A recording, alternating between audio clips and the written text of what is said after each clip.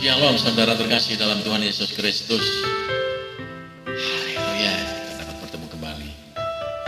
Izinkan saudara pada kesempatan kali ini saya membagikan sebuah kebenaran firman Tuhan. Mungkin saudara sudah lama mengikuti Yesus, mengiring Yesus. Ataupun saudara masih mau atau baru untuk memutuskan mengikut Yesus. Mengikut Kristus. Ada sebuah kebenaran, ada satu kebenaran yang harus kita sadari. Ingat, mengikut Yesus bukan hanya berbicara tentang berkat dan berkat, berkat jasmani dan berkat jasmani. Bukan hanya berbicara tentang kesembuhan dan kesembuhan. Bukan hanya berbicara tentang pemulihan dan pemulihan. Itu memang adalah bagian yang bisa kita terima ketika kita mengikut Yesus. Tetapi ada satu hal, saudara. Ada satu sisi yang harus kita siapkan ketika kita mau mengiring Yesus. Ketika kita mengatakan siap untuk mengikuti Yesus. Apa itu? Siap untuk menderita. Wah, saudara terkejut. Biasa saudara, kalau sudah ada tema, kalau ada hamba Tuhan berbicara mengenai menderita, banyak jemaat yang mundur, banyak jemaat yang mengundurkan diri, banyak jemaat yang pulang. Karena jemaat-jemaat sekarang banyak dininabubukan oleh namanya tema-tema khotbah mengenai berkat jasmani, pemulihan, kesembuhan. Tapi merupakan satu hal, yaitu apa? Ikut menderita. Pengikut Yesus harus siap juga ikut menderita, saudara. Bukankah saudara sering menyanyikan, aku mau ikut Yesus sampai selama-lamanya, walaupun hidup susah, menderita dalam dunia. Nah, saudara sering menaikkan pujian ini, tapi tanpa saudara sadari, saudara mengingkari bahwa saudara harusnya siap menderita untuk Yesus. Amin. Amin, sudah siap. Saya berdoa saudara, kiranya saudara, kita semua diberikan kesiapan untuk ikut menderita ketika kita mengiring Yesus. Ini adalah satu kebahagiaan yang harus kita terima dan kita harus siapkan untuk kita lakukan, saudara. Amin. Yang amin hanya sedikit, saudara. Tapi inilah kenyataan dan kebenaran firman Tuhan. Di dalam 2 Timotius 2 ayat 3-4. Di situ dikatakan, jelas dikatakan firman Tuhan. Turutlah menderita. Turutlah, di situ katakan, ikutlah menderita sebagai seorang prajurit. Ayat 4-nya, seorang prajurit yang sedang berjuang tidak memusingkan dengan hal-hal penghidupannya. Ini loh saudara, seorang prajurit yang sedang berjuang tidak memusingkan dengan hal-hal kehidupannya, soal-soal penghidupannya. Karena itu tidak mudah menjadi seorang prajurit, saudara. Bagaimana dia tetap fokus kepada sebuah pertempuran yang dihadapinya, bukan pada kesulitan-kesulitan, kesukaran-kesukaran, tantangan-rintangan. Itu yang harus dia lalui, karena dia harus fokus pada memenangkan pertempuran. Dia harus tetap fokus pada misi dan pada komandannya. Padahal di satu sisi dia membutuhkan yang namanya, dia seorang prajurit adalah seorang manusia juga perlu hal-hal mengenai kebutuhan hidupnya, soal-soal masalah kehidupannya. Mungkin keluarganya sakit, anaknya sakit, istrinya sakit. Tapi semuanya itu saudara harus dia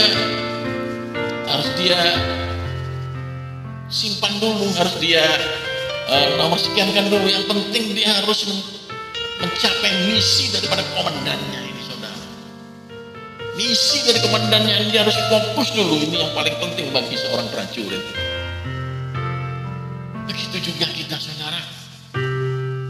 Ketika kita mengatakan Saya siap karena saya adalah prajurit-prajurit Kristus.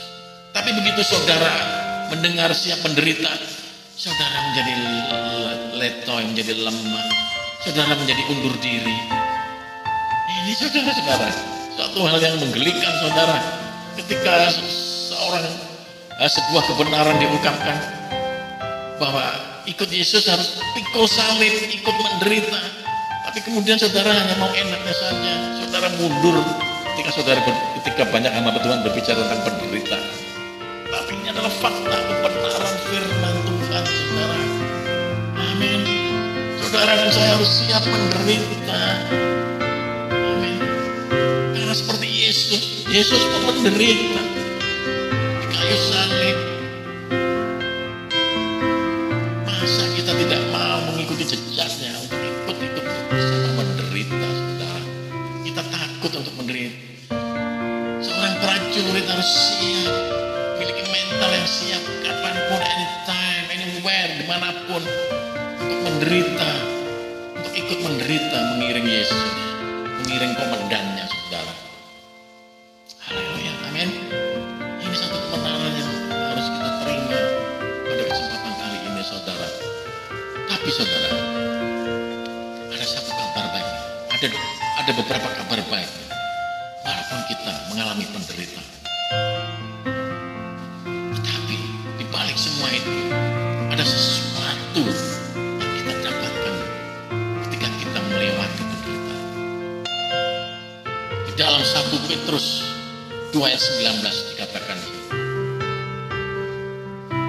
kalau kita menderita karena mengikut Yesus karena kehendak Tuhan, ini adalah sebuah karunia, saudara. Tidak semua bisa mendapatkan namanya sebuah karunia. Ketika kita menderita mengiring Yesus, ketika kita menderita karena kehendak Tuhan, ini adalah sebuah karunia. Wow, luar biasa, saudara. Saudara siap menerima karunia ini? Amin. Kita sudah melewati namanya penderitaan. Ketika kita menerima penderitaan yang harusnya tidak kita terima karena mengikut Tuhan, ini adalah sebuah karunia.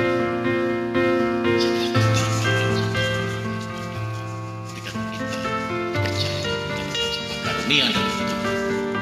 Kemudian kedua, di dalam 2 Korintus 4 ayat 17, saudara. 2 Korintus 4 ayat 17. Penderitaan sekarang ini, saudara, hanya sementara, tidak sebanding dengan kemuliaan yang akan kita terima. Penderitaan yang saat ini kita alami, saudara, adalah sementara, yang mengerjakan kemuliaan bagi kita, kehidupan kita, untuk kehidupan kekal bersama Tuhan. Tidak ada bandingnya, saudara, penderitaan yang kita alami saat ini. Tidak ada bandingnya dengan kemuliaan yang akan kita terima nanti. Ini, saudara, 2 poin ini. Kita harus siap menderita, memang mengikut Tuhan. Kita harus siap menderita. Tapi, saudara, sadar, penderitaan yang kita tanggung itu adalah sebuah karunia. Yang kedua, penderitaan yang kita alami itu adalah sementara, tidak sebanding dengan kemuliaan kekal yang akan kita terima. Haleluya, saudara terkasih dalam Tuhan Yesus Kristus. Inilah kebenaran firman Tuhan. Ketika Tuhan bukan hanya mengizinkan kita untuk menderita, tapi memang Tuhan mempersiapkan kita basically mental sebagai seorang prajurit yang siap menderita. Itu adalah memang rencana